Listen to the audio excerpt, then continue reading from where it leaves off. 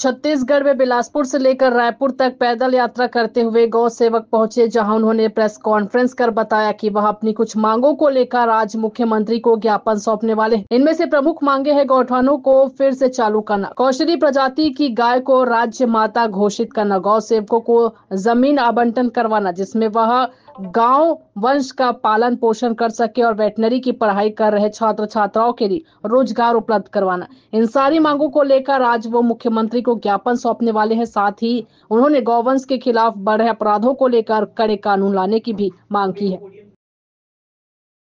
और बिलासपुर से मैं पदयात्रा करते हुए आज रायपुर पहुंचा हूं। बिलासपुर से 17 सितंबर 2023 को पदयात्रा की थी दिल्ली तक की, और माननीय प्रधानमंत्री जी को ज्ञापन सौंपा था जिस पर 7 मांगे थी। उस पर 2 मांग राज्य सरकार आते ही उन्होंने 2 बड़ी घोषणाएं की, जिस पर मन पर प्रसन्नता है। उनका धन्यवाद ज्ञापित करने के लिए पदयात्रा हमने की है, ताकि और भी मांग हमारी जो है गौ माता की वो सरकार मान सके। तो गौ अभ्यारण्य की जो हमारी मांग थी वो सरकार आते ही मानी है, उसके लिए धन्यवाद है। साथ पर गौ अभ्यारण्य का स्वरूप कैसा हो, गौ अभ्यारण्य कैसा बने, उस सभी 20 सूत्री मांगों को लेकर के हम माननीय मुख्यमंत्री जी को ज्ञापन देंगे। साथ पे जो बंद पड़े गोठान हैं, पिछली सरकार पर जो गोठान मोड़े थे वो बंद पड़े हैं, तो उस गोठान का नाम कर दीजिए आप मेरा गांव मेरा अभ्यारण्य। आज हर गांव पर गोठान है और जो रोड पर है वो नंदी है। कोई भी एक्सीडेंट होता है तो ज्यादातर नंदी का होता है, रोड पर नंदी है। तो उस नंदी को आप ले जा करके मेरा गांव मेरा अभ्यारण्य पर रखें, और उस मेरा गांव मेरा अभ्यारण्य पर महिलाओं को इस पर आप रोजगार के रूप में दें कि जो हमारी बहनें हैं, नारी शक्ति हैं एवं स्व सहायता समूह है, साथ में जो मितानिन बहनें हैं, उनको आप काम में लगाएं, उनको सेवा शुल्क दें, ताकि जो गौवंश जो रोड पर है वो सुरक्षित और संरक्षित रह सके।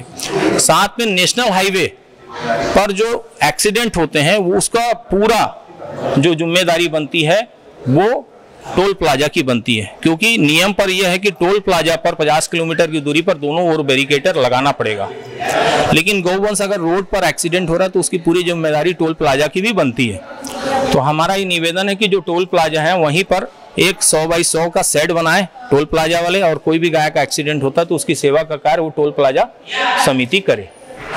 उस पर हम सेवा के कार्य का आपका साथ देने के लिए तैयार हैं। साथ में जो ABFO की भर्ती थी 2016 से रोक है। 700 बच्चे आज वेटनरी विभाग पर रोड पर हैं, कहीं ना कहीं कोई रोजगार कर रहे हैं बेचारे, उनको आप बहाल करिए, उनको आप गौ अभ्यारण्य पर सेवा पर लगाइए, उनको आप उन मेरा गांव मेरा अभ्यारण्य पर लगाइए, उनको आप पशु चिकित्सालय पर सेवा पर लगाइए, क्योंकि आज सेवा करने वाले जो हैं वो सिर्फ गौ सेवक हैं और कुछ डॉक्टर हैं।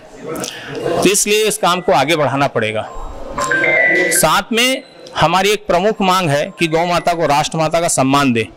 आज जैसे कोसली नस्ल की जो गौ माता है, उस कोसली नस्ल की गौ माता को माँ कौशल्या के नाम से जाना जाता है। उनका नाम जो करण हुआ है वो कौशल्या, वो कोसली नस्ल की माँ है।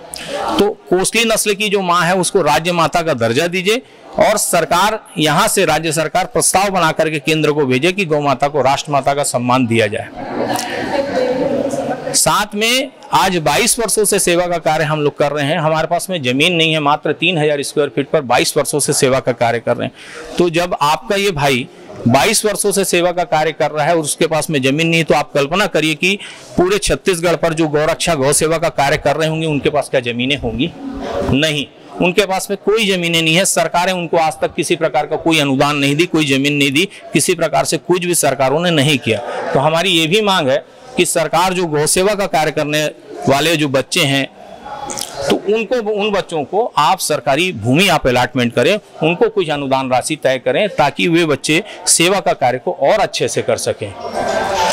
इन सभी मांगों को लेकर के माननीय मुख्यमंत्री जी से आज हम लोग भेंट करेंगे और उनको ज्ञापन सौंपेंगे और उनका धन्यवाद अर्जित करेंगे, उनको धन्यवाद ज्ञापित करेंगे।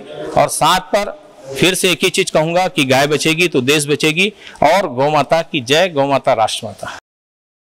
रायपुर से राघवेंद्र पांडे की रिपोर्ट।